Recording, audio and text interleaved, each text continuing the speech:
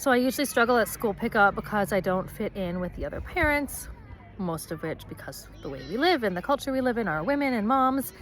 And it's bad enough that school pickup can be tough for me, but it really cuts my heart out when school pickup is tough for my kid. And my kid just brought me a hate note with profanity that was written and put in his cubby with his name on it. It was written about him. And I just can't help but think that this is insane. This is crazy that young children do this to each other. I don't think we pop out of the womb with hatred in our hearts. It's not something I can believe in as a person.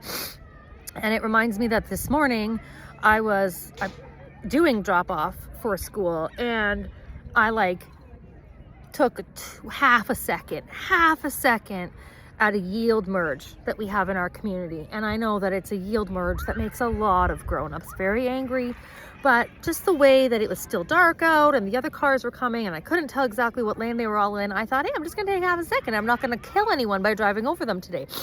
And the car behind me, which no joke had a rhinoceros horn shape attached to the front of its hood like a car decal thing, instantly honked. My foot wasn't even on the brakes and they instantly honked, and they had to keep honking until they had passed me. And it makes me think that the kids that write these explicit notes and put them in other kids' cubbies probably grow up to be the guys or the people with the rhinoceros horns on their vehicles honking at the mom doing drop off. And it makes me think that there has to be more going on in these people's lives than we're seeing. And there has to be an answer of love, and there has to be an answer of just taking a breath and calming down. And especially as the grown-ups, if I can't take a breath and calm down, then my kid can't take a breath and calm down. Co-regulation is a thing. All the psychologists, psychiatrists, and doctors know it's real. It's just us parents that are lagging behind in the discovery of it. And it kills me. It kills me that the kids are copying our bad behavior, myself included, because my kid knew what that explicit word was because they've heard me say it.